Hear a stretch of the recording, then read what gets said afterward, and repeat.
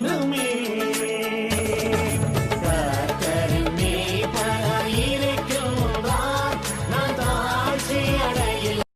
ஆராதிக்கும் போது உங்களை அழுக வச்சவங்க, உங்களை அவமானப்படுத்துறவங்க நினைச்சு ஆராதிக்காதீங்க. நீங்க அழுத போது நீங்க இன்வைட்டே பண்ணாம உன் அட்ரஸ் தேடி வந்து உன் கண்ணீரை தொடச்சாரு பாத்தியா, அவரை நினைச்சு நான் அழுகும் போதெல்லாம் ஒருத்தர் இருக்கிறாரு, என்னை அரவணைக்க, என்னை பாதுகாக்க ஒருத்தர் இருக்கிறாரு, அதை நினைச்சு ஒரு டேஸ்டோட கர்த்தரை ஆராதிக்கலாமா? போடுப்பா. நான் அழுத போதெல்லாம் என் அருகில் வந்தவரே, உங்க கரங்களினாலே என் கண்ணீர் துடைச்சவரே. நான் அழுத போதெல்லாம் என் அருகில் வந்தவரே, உங்க கரங்களினாலே என் கண்ணீர் மறுபடி. ஆமா, நான் அழுத போதெல்லாம் என் அருகில் வராரா உங்க கரங்களினாலே என் கண்ணீர் துடைச்சவரே. தாவீது சொல்லுகிறான், ஏழை கூப்பிட்டான், கர்த்தர் கேட்டார், எல்லா இடுக்கண்களையும் என்னை நீங்களாக்கி விடுவித்தார். இன்னைக்கு நீ கூப்பிட போறீங்க, உன் பக்கத்துல ஒருத்தர் வந்து நின்று உன் சத்தத்தை கேட்டு உனக்காய் இறங்கி உன் கண்ணீரை துடைக்க போகிறான். ஆமா, ஜீசஸ், glory glory. இனி நீங்க அழவே கூட இந்த வருஷம் முழு சந்தோஷமா இருக்கணும்.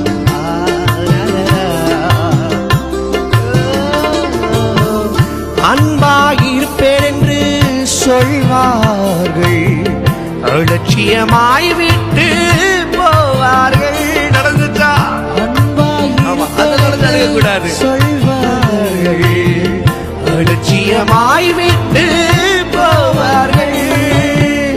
அன்பு தருபவரும் நீர்தனையா, அன்பு தருபவரும் நீர்தனையா. உண்மையன்றி எனக்கு யாரையா, உண்மையன்றி எனக்கு. தலைக்கு மேல கைய தட்டி நான் அழுத போதெல்லாம் என் அருகில் வந்தவரே, உங்க கரங்களினாலே என் கண்ணீர் துடைச்சவரே. நான் அழுத போதெல்லாம் வராரு அருகில் இன்னைக்கு வராரு, உங்க கரங்களினாலே என் கண்ணீர் துடைச்சவரே. உலகத்துல எத்தனையோ பேர் உனக்கு உதவி செய்றேன்னு சொல்லியிருப்பாங்க, ஆனா உன்னை உதவாத ஒரு பாத்திரமாக தள்ளி விட்டுருவார். ஆனா கடைசியில் அழுகும் பொழுது உனக்கு உதவி செய்ய, உன் கையை பிடிச்சு தூக்கி எடுக்க ஒருத்தர் வருவாருன்னு சொன்னா, நீங்களும் நான் ஆராதிக்கிற என் செல்ல ஏசப்பா மட்டும்தான். அவரை பார்த்து ஆசையா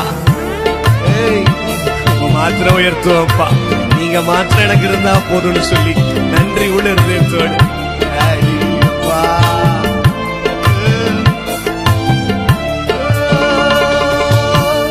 உதவி செய்வேன் என்று சொல்வார்கள், உதறி தள்ளிவிட்டு போவார்கள்.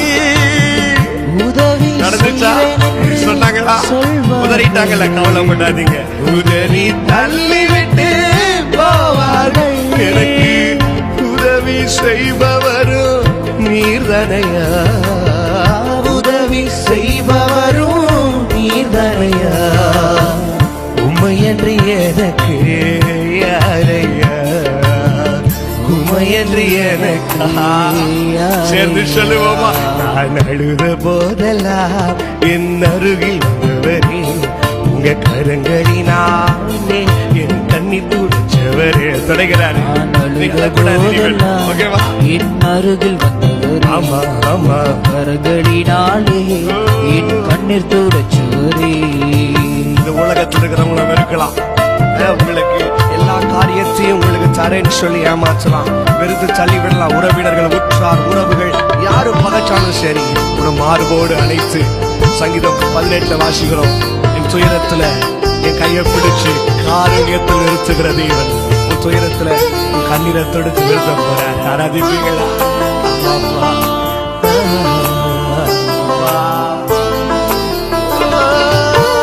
உலகம் என்னை வெறுத்ததையா, உறவுகள் என்னையும் பகைத்ததையா.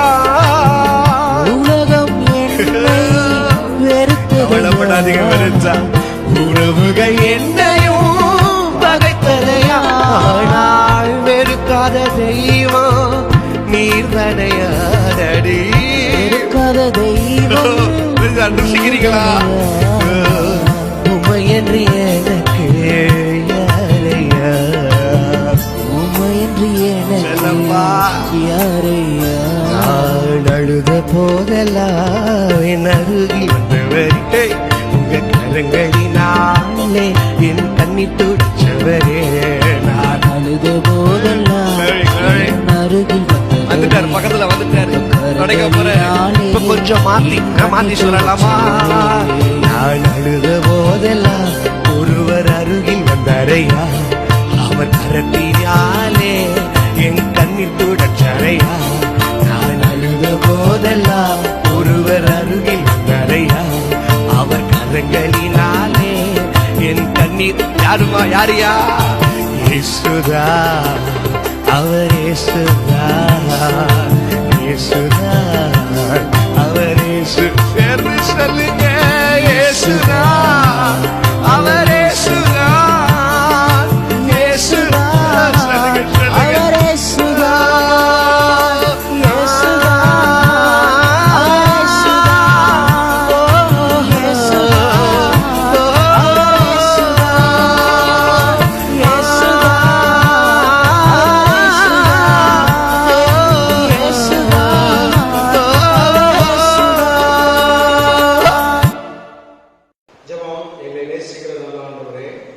இந்த பரிசுத்தமான ஓய்வு நாளின் மாலை வேளைக்காக உமக்கு நன்றி செலுத்துகிறோம்.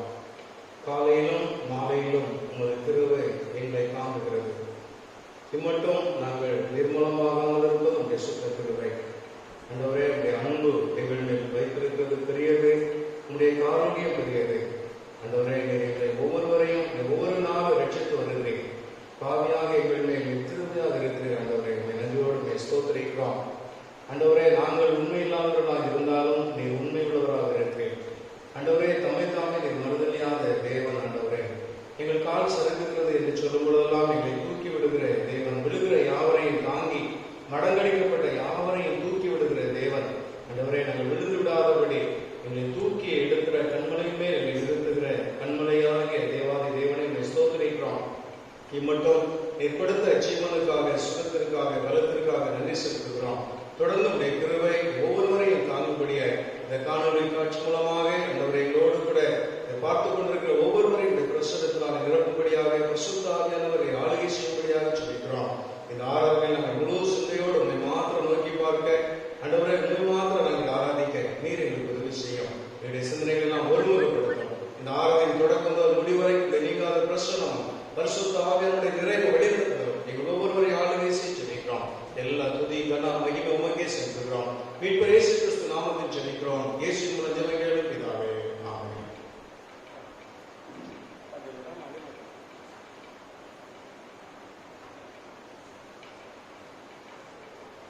தேவனுடைய நாமத்துக்கு மகிமை உண்டாகவும் ஆராதனைக்கு ஆரம்பமாகவும் நாம் யாவரும் எழுந்து நின்று கிறிஸ்தவ பாமாலை 798வது பாடலை பாடுவோம். 798. ஆராய்ந்து பாரும் கர்த்தரே, என் செய்கையாவையும் நீர் காணுமாறு காணவே, என்னில் பிரகாசியும். ஆராயும் எந்தன் உள்ளத்தை நீர் சோதித்தறியும்.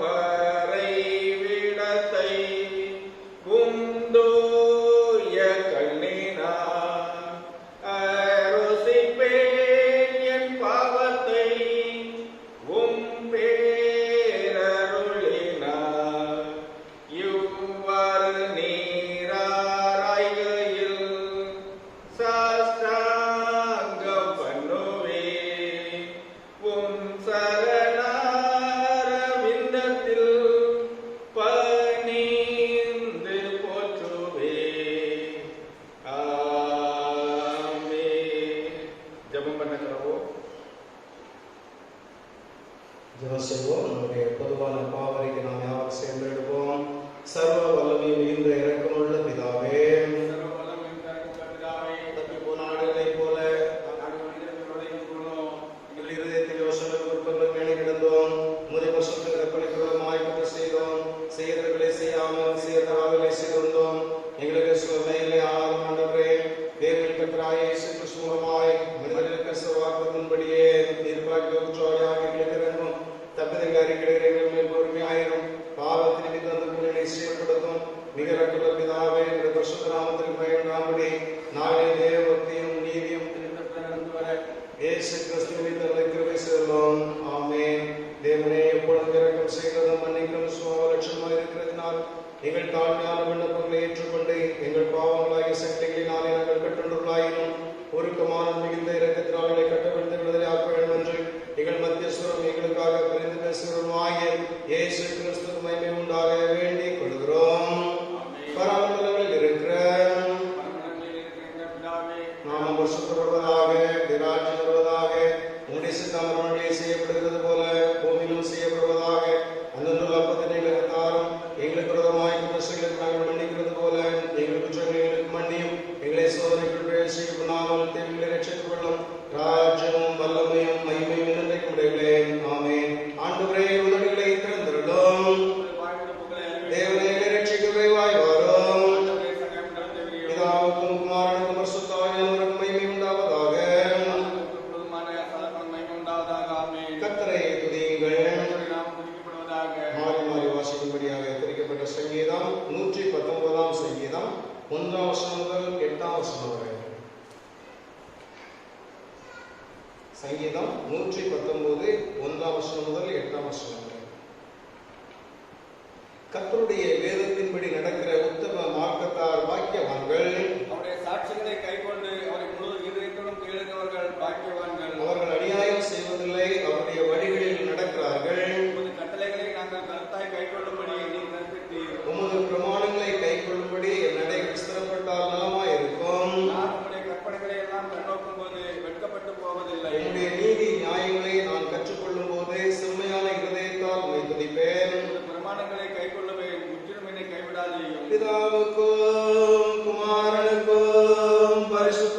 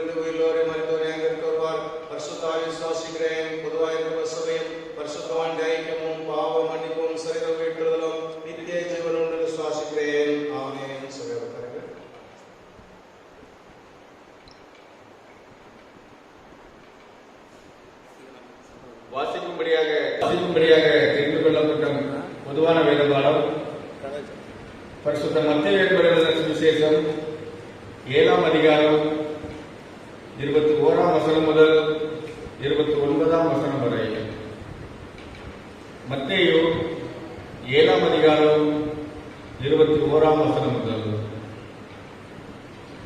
பரலோகத்தில் இருக்கிற என் பிதாவின் சித்தத்தின்படி செய்கிறவனே பரலோக ராஜ்யத்தில் பிரவேசிப்பேனே அல்லாமல் என்னை நோக்கி கர்த்தாவே கர்த்தாவே என்று சொல்லுகிறவன் அதில் பிரவேசிப்பதில்லை. அந்நாளில் அநேகர் என்னை நோக்கி கர்த்தாவே கர்த்தாவே உமது நாமத்தினாலே தீர்க்க தரிசனம் உரைத்தோம் அல்லவா, உமது நாமத்தினாலே பிசாசுகளை துரைத்தினோம் அல்லவா, உமது நாமத்தினாலே அநேக அற்புதங்களை செய்தோம் அல்லவா என்பார்கள். அப்பொழுது நான் ஒரு காலம் உங்களை அறியவில்லை, அக்கிரம செய்கைக்காரரே என்னை விட்டு அகன்று போங்கள் என்று அவர்களுக்கு சொல்லுவேன். ஆகையால் நான் சொல்லிய இந்த வார்த்தைகளை கேட்டு இவைகளின்படி செய்கிறவன் எவனோ அவனை கண்மலையின் மேல் மேல் தன் வீட்டை கட்டின புத்தியுள்ள மனுஷனுக்கு ஒப்பிடுவேன். பெருமழை சொரிந்து பெருவெள்ளம் வந்து காற்று அடித்து அந்த வீட்டின் மேல் மோதியும் அது விழவில்லை. ஏனென்றால் அது கண்மலையின் மேல் அஸ்திவாரம் போடப்பட்டிருந்தது. நான் சொல்லிய இந்த வார்த்தைகளை கேட்டு இவைகளின்படி செய்யாதிருக்கிறவன் எவனோ அவன் தன் வீட்டை மணலின் மேல் கட்டின புத்தி இல்லாத மனுஷனுக்கு ஒப்பிடப்படுவான். பெருமழை சொரிந்து பெருவெள்ளம் வந்து காற்று அடித்து அந்த வீட்டின் மேல் மோதின போது அது விழுந்து முழுவதும் அழிந்தது என்றார். சொல்லி முடித்த போது அவர் வேத பாரகர்களைப் போல் போதியாமல் அதிகாரமுடையவராய் அவர்களுக்கு போதித்தபடியால் ஜனங்கள் அவருடைய போதகத்தை குறித்து ஆச்சரியப்பட்டார்கள் என்பது. வாசிக்க வேண்டிய பொதுவான வேலைப்பாடு வாசித்தாயிற்று.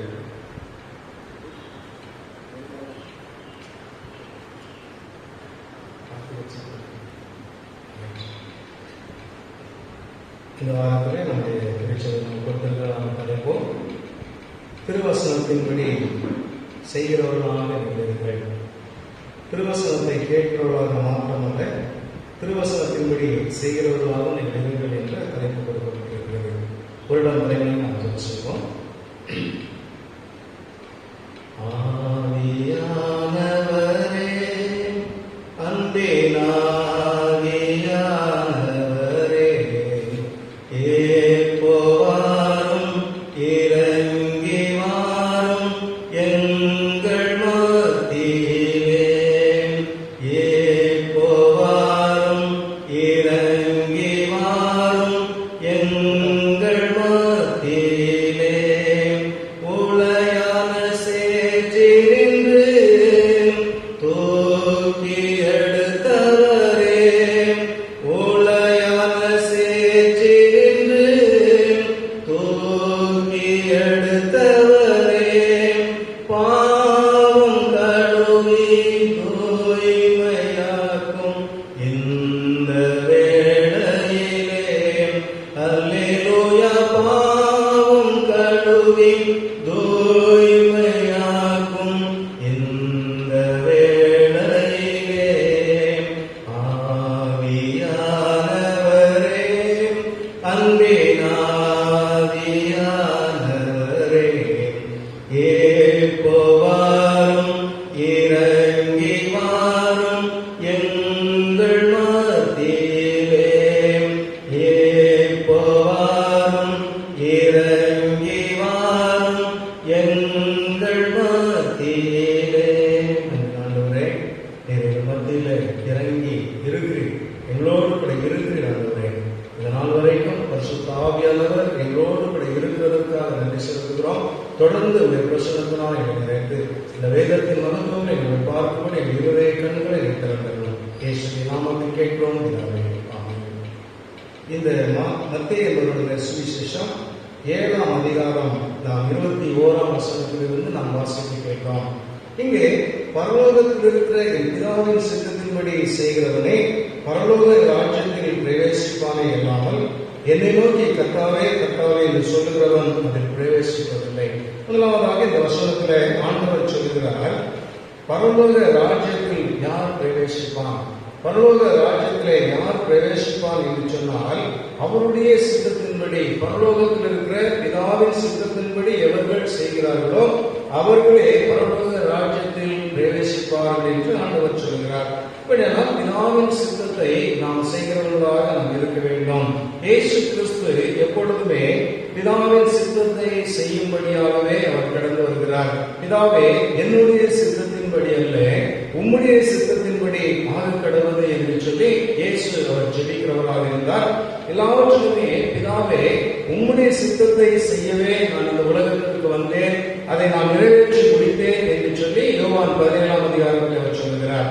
அப்படியானால் பிதாவின் சித்தத்தை இயேசு கிறிஸ்து செய்தது போல நம்முடைய வாழ்க்கையிலும் பிதாவின் சித்தத்தை நாம் செய்கிறவர்களாக இருக்க வேண்டாம். பிதா நம்மை குறித்து என்ன சித்தம் வைத்திருக்கிறாரோ, அவர் என்ன நம்மை குறித்து நாம் எப்படி வாழ வேண்டும் என்று எதிர்பார்க்கிறாரோ அப்படியாக நாம் வாழ வேண்டும். பிதாவுடைய விருப்பம் என்ன, பிதாவுடைய சித்தம் என்ன, நம்மை குறித்து தேவன் என்ன எதிர்பார்க்கிறார் என்ற இந்த சிந்தையோடு அதற்காக ஜெபித்து ஒவ்வொரு நாளும் பிதாவே, என்னுடைய சித்தத்தின்படி அல்ல, இன்றைக்கு உம்முடைய சித்தம் என் வாழ்க்கையில நிறைவேறட்டும், உம்முடைய சித்தத்துக்கு என்னை ஒப்புக் கொடுக்கிறேன். ஒருவேளை இந்த நாளில் எனக்கு நஷ்டமாக இருக்கலாம், இருக்கலாம், கஷ்டங்கள் வரலாம், ஒருவேளை பிரச்சனைகள் போராட்டங்கள் வரலாம். எது வந்தாலும் பிதாவே உம்முடைய சித்தம் என்று என்னை நான் ஒப்புக் கொடுக்கிறேன், உம்முடைய சித்தத்திற்கு மாறாக என் வாழ்க்கையில எதுவும் நடைபெறுவது இல்லை என்பதை அறிந்திருக்கிறேன், ஆகையினாலே உம்முடைய சித்தத்துக்கு என்னை ஒப்புக் கொடுக்கிறேன் என்று பிதாவின் சித்தத்துக்கு யாரெல்லாம் ஒப்புக் கொடுத்து அதன்படி வாழ சித்தம் கொள்கிறார்களோ அவர்கள் பரலோக ராஜ்யத்தில் பிரவேசிப்பார்கள். இல்லாமல் கர்த்தாவே கர்த்தாவே என்று சொல்கிறவர்கள் அதில் பிரவேசிப்பது இல்லை என்று ஆண்டவர் தெளிவாக சொல்கிறார். அந்நாளில் அநேகர் என்னை நோக்கி கர்த்தாவே கர்த்தாவே உமது நாமத்தினாலே தீர்க்கதரிசனம் உரைத்தோம் அல்லவா, உமது நாமத்தினாலே பிசாசுகளை துரத்தினோம் அல்லவா, உமது நாமத்தினாலே அநேக அற்புதங்களை செய்தோம் அல்லவா என்பார்கள்.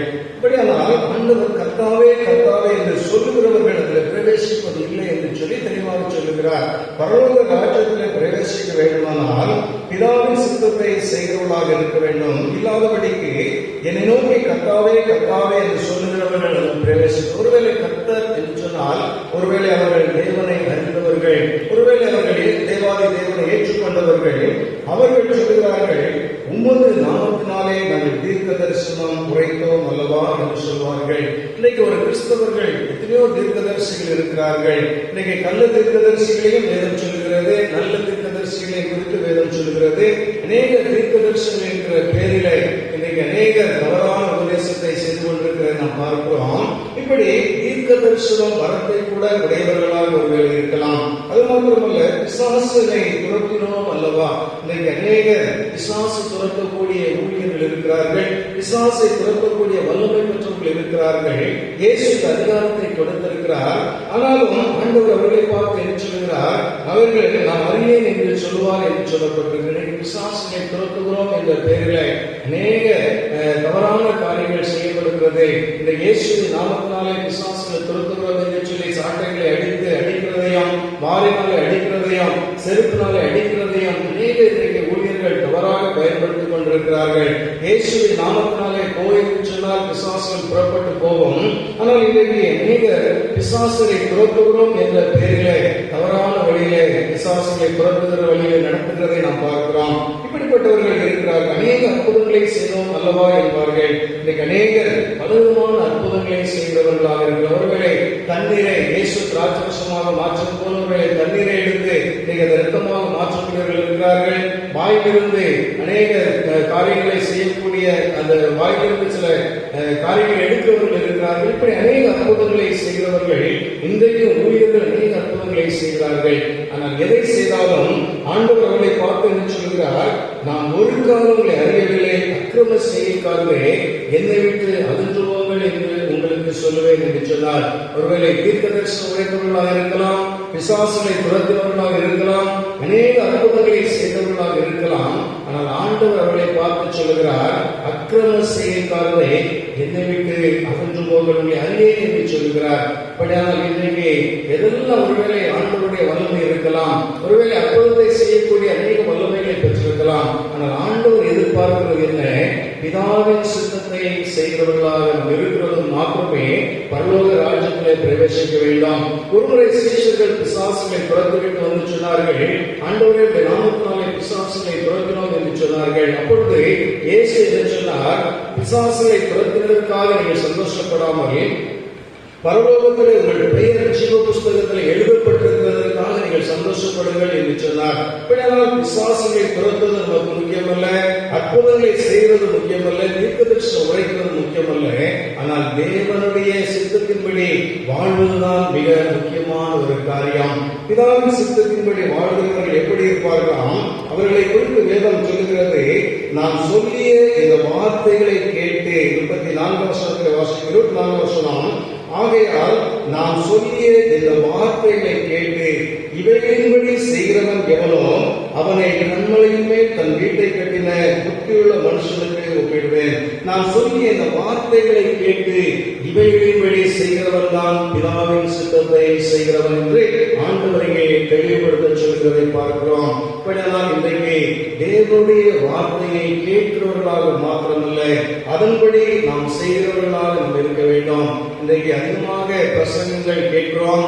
எத்தனையோ ஆண்டுகளாக நம் பிரசங்கத்தை கேட்டுக் கொண்டிருக்கிறோம்.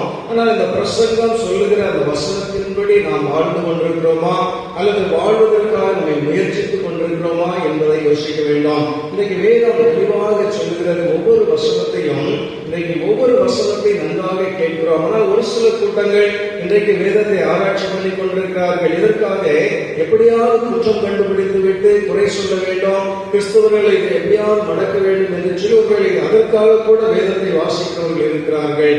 இன்றைக்கு நாம் இந்த வேத வசனத்தை கேட்கிறவர்களாக இருக்கிறோமா அல்லது இந்த வசனம் என்ன சொல்கிறதோ அதன்படி செய்கிறதற்காக நம்மை ஒப்புக் கொடுத்திருக்கிறோமா? ஆண்டவருடைய வசனத்தை போதிக்கிறவர்கள் இன்றைக்கு போதித்துக் கொண்டிருக்கிறார்கள். இன்றைக்கு எத்தனையோ ஊழியர்கள் பிரசங்க நன்றாக பண்ணுகிறார்கள். ஆனால் அவர்களுடைய வாழ்க்கையில அதை கடைபிடிக்கிறார்களா என்று நாம் யோசித்து பார்க்க அழைக்கப்படுகிறோம். இன்றைக்கு நன்றாக உபதேசம் பண்ணுகிறவர்கள் பணாசை எல்லாத்தையுமே வேறு என்று சொல்லி போதிக்கிறவர்கள் அந்த பணாசைக்கு அடிமைகளாக இருக்கிறார்கள். பொருளாசை பாவம் என்று சொல்கிறவர்கள் பொருளாசைகளில் விழுந்து போயிருக்கிறார்கள். இன்றைக்கு இச்சையாதிருப்பாயாக என்று பிரசங்கிக்கிறவர்கள் இச்சையில் விழுந்து போனவர்களாக இருக்கிறார்கள். இன்றைக்கு தாழ்மையை குறித்து போதிக்கிறவர்கள் அவரிடத்தில் அந்த தாழ்மை இருக்கிறதா? இன்றைக்கு போதனைகளை நன்றாக பேசுகிறார்கள், நன்றாக போதிக்கிறார்கள், உபதேசம் நன்றாக இருக்கிறது, கேட்கிறதற்கு நன்றாக இருக்கிறது. ஆனால் போதிக்கிறவர்கள் அதன்படி நடக்கிறார்களா? இன்றைக்கு ஊழியர்களாலும் சரி, மிஷனரிகளாலும் சரி, இன்றைக்கு எப்பேற்பட்டவர்களாலும் சரி, இந்த வசனத்தை எடுத்து நன்றாக போதிக்கிறார்கள். அவர்கள் பேசும்போது அழகாக இருக்கிறது, கேட்பதற்கு இனிமையாக இருக்கிறது. ஆனால் அவர்களுடைய வாழ்க்கையில இதை கடைபிடிக்கிறார்களா அல்லது ஊருக்கு உபதேசமா என்று சொல்லி மக்கள் நினைத்துக் கொள்ளக்கூடிய ஒரு சூழ்நிலை இன்றைக்கு வந்திருக்கிறது. இன்றைக்கு நாம் இந்த வசனத்தின்படி வாழ்வர்களாக இருக்கோமா? வேதம் சொல்கிறது போல இன்றைக்கு தாழ்மையை குறித்து போதிக்கிறார்கள். பெருமை இல்லாதபடிக்கு மிகவும் தாழ்மையாக நடக்க வேண்டும் என்று சொல்லி போதிக்கிறவர்களுக்கு இந்த தாழ்மை இருக்கிறதா? இன்றைக்கு மன்னிக்க வேண்டும் என்று சொல்லி இன்றைக்கு பிரசங்கிக்கிறவர்கள் அவர்கள் மற்றவர்களை மன்னித்திருக்கிறார்களா? மற்றவர்களோடு ஒப்புரவாக வேண்டும் என்று சொல்லி போதிக்கிறவர்கள் அவர்கள் ஒப்புரவாக இருக்கிறார்களா? இன்றைக்கு எத்தனையோ ஒப்புரவாகாதபடிக்கு ஊழிய செய்கிறவர்களை பார்க்கிறோம். மன்னிக்க சுபாவம் இல்லாத மக்கள் ஊழிய செய்வதை பார்க்கிறோம். எத்தனையோ மக்கள் தாழ்வு இல்லாதபடி பெருமையாக நடக்கக்கூடிய மக்களை பார்க்கிறோம். பணத்திற்கு அடிமைப்பட்டு ஆசைப்பட்டு நாம் வாழக்கூடிய மக்களை பார்க்கிறோம். இலவசமாய் பெற்றீர்கள், இலவசமாய் கொடுங்கள் என்று சொன்னார். இன்றைக்கு எல்லாவற்றுமே வருமானத்திற்காக உதவி செய்கிறவர்களை நாம் பார்க்கிறோம். உதவி செய்ய வேண்டும் என்று சொல்லி போதிக்கிறார்கள். ஏழைக்கு இறங்க வேண்டும் என்று சொல்லி போதிக்கிறவர்கள் இன்றைக்கு எத்தனை பேர் ஏழைக்கு இறங்கி இருக்கிறார்கள்? எத்தனை பேர் ஏழைக்கு உதவி செய்து கொண்டிருக்கிறார்கள்? இன்றைக்கு நாம் யோசிக்க கடமைப்பட்டிருக்கிறோம். இன்றைக்கு நன்றாக போதிக்கிறவர்கள் போதித்துக் கொண்டிருக்கிறார்கள். அந்த போதனையின்படி அவர்கள் வாழ்க்கை இருக்கிறதா? அவர்கள் அதற்கு நடைமுறையில் அவர்கள் வாழ்க்கையை நடத்துகிறார்களா? அதற்கு கட்டுப்பட்டு வாழ்கிறார்களா என்பதை நாம் யோசிக்க அழைக்கப்படுகிறோம். ஊழியம் கொல்லும்படி வராமல் ஊழியம் செய்ய இயேசு வந்தார். இன்றைக்கு ஊழியர்கள் எப்படி இருக்கிறார்கள்? ஊழியம் கொல்லும்படியான காரியத்தை செய்து கொண்டிருக்கிறார்கள். இன்றைக்கு நாம் எப்படி இருக்க வேண்டும் என்று சொல்லி வேதம் சொல்லுகிறது. ஒருவேளை போதனை செய்கிறவர்களுக்கு மாத்திரமல்ல, இந்த வேத வசனத்தை கேட்கிறவர்கள், இதை வாசிக்கிறவர்கள் எப்படி இருக்க வேண்டும் என்று சொல்லி ஒரு சில காரியங்களை நாம் தியானிக்க கடமைப்பட்டிருக்கிறோம். இந்த வசனத்தின்படி வாழ வேண்டும் என்று சொன்னால் வசனம் என்ன சொல்கிறது?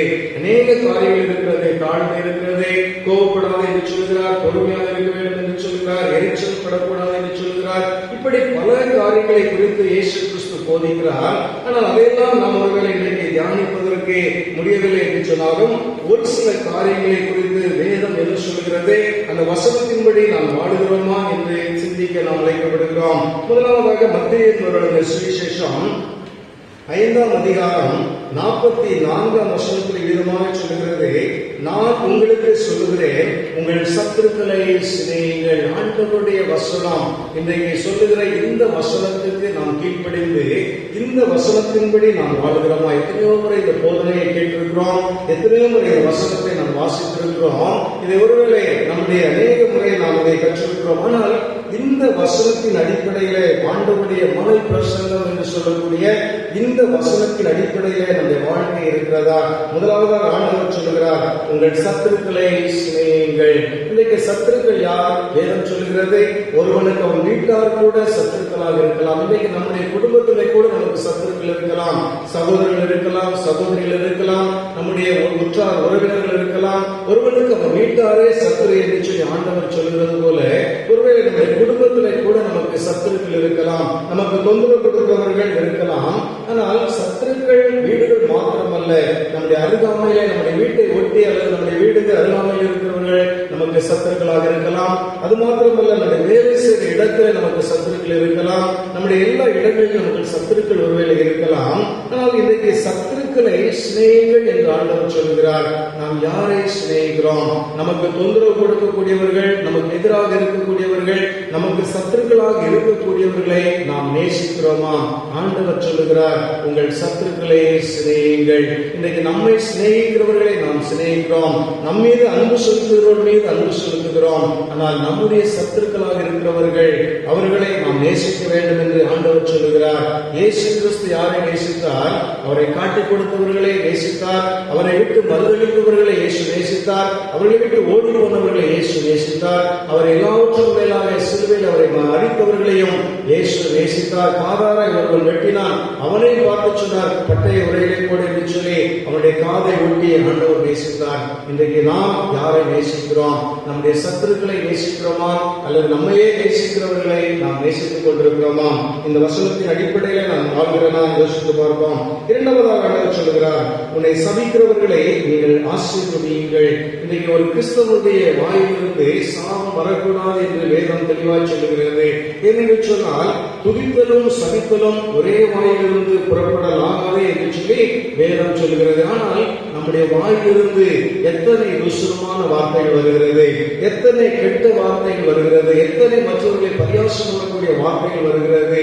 ஆண்டவர் சொல்கிறார், துதித்தலும் சபித்தலும் ஒரே வாயிலிருந்து வரக்கூடாது என்று சொல்லி யாக்கோபுக்கு சொல்கிறார். ஆனால் இந்த வசனத்தின் அடிப்படையில் நாம் வாழ்கிறதா? இன்றைக்கு நம்முடைய வார்த்தைகள் எப்படி இருக்கிறது?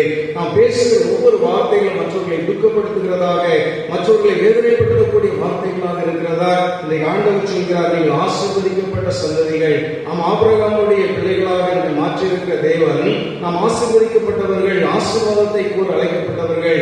ஊழியக்காரர்கள் ஒருவேளை ஒருவருக்கு சாபம் விடுவார்கள் என்று சொன்னால் அந்த சாபம் அவர்களுக்கு பலிக்க வேதம் சொல்கிறது.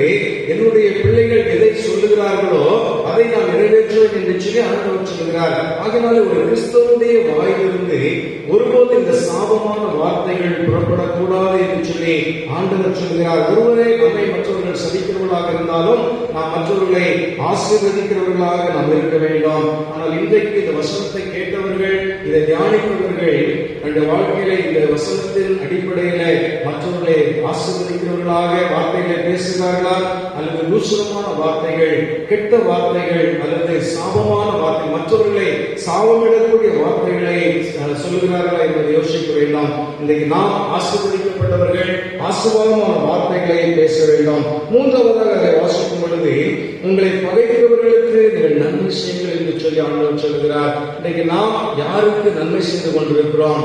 அன்றைக்கு நமக்கு நன்மை செய்கிறவர்களுக்கு நாம் நன்மை செய்கிறோம், நமக்கு உதவி செய்கிறவர்களுக்கு நாம் உதவி செய்கிறோம். ஆனால் வேதம் என்ன சொல்கிறது?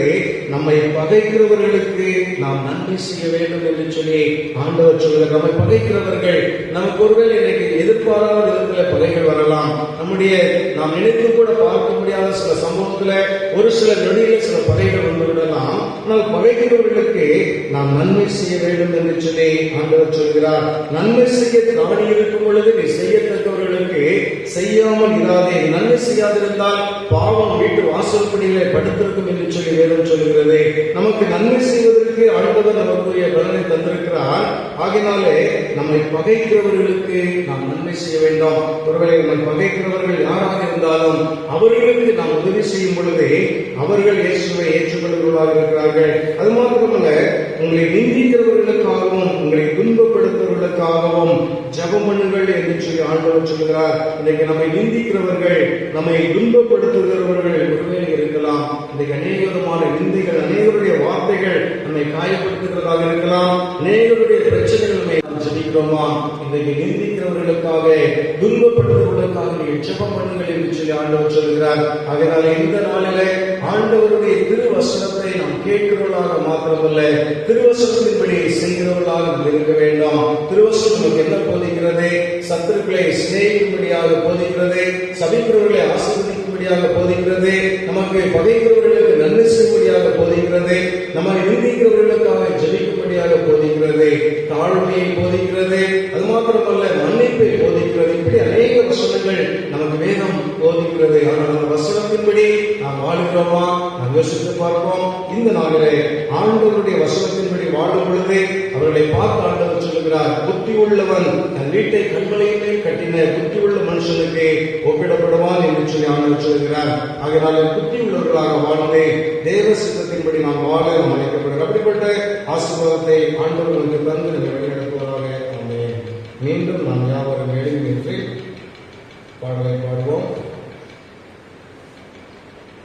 88வது பக்கம் சுந்தர பரமதேவ 86 சுந்தர பரமதேவ மைந்தனேசு கிறிஸ்துவுக்கு ஸ்தோத்திரம் புகழ்ச்சி நித்திய கீர்த்தனம் என்றும் அந்த புவியும் தந்து சொந்த ஜீவனையும் இது ஆற்றினார், நம்மை ஒன்றாய் கூட்டினார், அருள் மூடி சூட்டினார், கிருபையால் தேற்றினாரே. துதி சுந்தர பரமதேவ மைந்தனேசு கிறிஸ்துவுக்கு ஸ்தோத்திரம் புகழ்ச்சி நித்திய கீர்த்தனம் என்றும் பாதக பசாசால் வந்த தீனனும் பவத்தாலும் பாவிகளான நம்மை ஓசாக்கி நீட்டாரே. வேத பிதாவுக்கு வந்த ஜாதியாக கூட்டம் வந்த மேசியாவை பற்றும் விசுவாசவிட்டாரே. கோலநேரா நீதிவாரன் பாதமாதிநாதரில் போடுங்கள், பவதுய போடுங்கள், ஜெயத்தை கொண்டாடுங்கள், துதி சொல்லி பாடுங்கள் பாடுங்கள் என்றும் சுந்தர பரமதேவ மைந்தனேசு கிறிஸ்துவுக்கு ஸ்தோத்திரம் புகழ்ச்சி நித்திய கீர்த்தனம் என்றும் விண்ணிலுள்ள ஜோதிகளும் சிலைகளும் கிறிஸ்துவை பணிந்து போற்றலே. மண்ணிலுள்ள ஜாதிகளும் நன்னும் பல பொருட்கள் வல்லவரன் என துதி சொல்லியதவே. அண்ணாமிதாவுக்கொரு புண்ணிய குமாரனை கொண்டாடிடம், அவர் பதம் தேடிடம், வெகு திரள் கூடிடம், துதி புகழ் பாடிட பாடிட என்றும் சுந்தர பரமதேவ மைந்தனேசு கிறிஸ்துவுக்கு ஸ்தோத்திரம் புகழ்ச்சி நித்திய கீர்த்தனம் என்றும் சத்திய தலைவர்களும் வித்தக பெரியோர்கள் சங்கத்தோர்களும் கிருபை தங்கி வாழவே. எத்திசை மனிதர்களும் பக்த விசுவாசிகளும் ஏகமேகு சமாதானமாக வாழவே.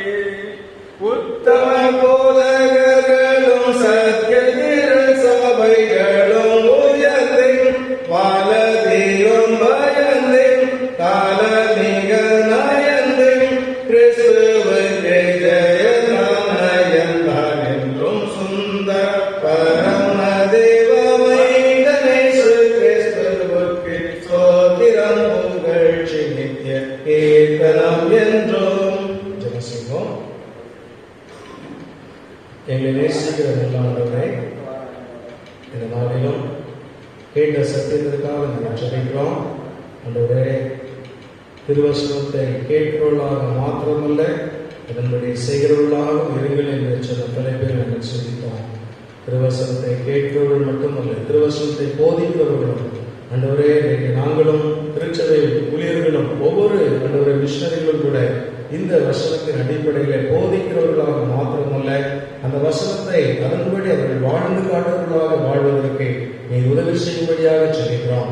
சத்துருக்களை சிநேகிக்கவும், சதிக்கிறவர்களை ஆசீர்வதிக்கவும், ஆண்டவரே, பகைக்கிறவர்களுக்கு நன்மை செய்யவும், நிந்திக்கிறவர்களுக்காக துன்பப்படுத்துவதற்காக ஜெபிக்கவும் நீர் எங்களுக்கு கற்றுக் கொடுத்திருக்கிற ஆண்டவரே, இந்த வசனத்தை நாங்கள் கைக்கொண்டு அதன்படி வாழ நீர் எங்களுக்கு உதவி செய்யும்படியாக ஜெபிக்கிறோம். இந்த நாளில் கிடைத்த காணிக்கை அங்கீகரியும், ஆசீர்வதியும். இந்த தேசத்தை ஆசீர்வதியும். இந்த கொரோனா வியாதிலிருந்து மக்களுக்கு ஒரு விடுதலையை தாரும். பொருளாதார சீரை ஆண்டவரே, சீரான நிலைமை ஏற்படும். நல்ல வேலை வாய்ப்புகள் மறுபடியும் சீராகப்பட எல்லாவற்றையும் ஆண்டவரே, இந்த தேசம் மறுபடியும் ஒரு நல்ல நிலைமைக்கு வர நீர் உதவி செய்யும்படியாக ஜெபிக்கிறோம். உங்களுடைய கரத்திலே தாழ்த்தி ஒப்புக்கொடுக்கிறோம். நீர் பொறுப்பேற்றுக் கொள்ளலாம். துதிகான மகிமை எல்லாம் அங்கே செலுத்துகிறோம். மீட்பர் இயேசு கிறிஸ்து நாமத்தில் ஜெபிக்கிறோம். இயேசு மூலம் பிதாவே. நம்முடைய கர்த்தராகிய இயேசு கிறிஸ்துவின் கிருபையும் பிதாவாகிய தேவனுடைய அன்பும் பரிசுத்த ஆவியானவருடைய ஐக்கியமும் நம் அனைவரோடு கூட எப்போதும் இருப்பதாக. ஓ தேவனுக்கு மகிமை, தூக்கி எடுத்தார், என்னை தூக்கி எடுத்தார் இயேசு, தம் கரத்தை நீட்டி ரட்சித்தாரே. ஓ தேவனுக்கு மகிமை. இயேசுவை நேசிக்கிறேன், மென்மேலும் நேசிக்கிறேன். அக்கரையெல்லாம் நின்றும் அவரை என்றென்றும் வாழ்த்துவேன். அக்கரையெல்லாம் நின்றும் அவரை என்றென்றும் வாழ்த்துவேன். ஓ தேவனுக்கு மகிமை, தூக்கி எடுத்தார், என்னை தூக்கி எடுத்தார் இயேசு, தம் கரத்தை நீட்டி ரட்சித்தாரே. ஓ தேவனுக்கு மகிமை. என் ஆத்மாவே கர்த்தரை ஸ்தோத்திரி, என் முழுவதுமே பரிசுத்த நாமத்தை ஸ்தோத்திரி. என் ஆத்மாவே கர்த்தரை ஸ்தோத்திரி. கர்த்தர் சகல வல்லவரே. ஆமென். கர்த்தர் உங்களோடு இருப்பாராக. தேவ சமாதானத்தோட சென்று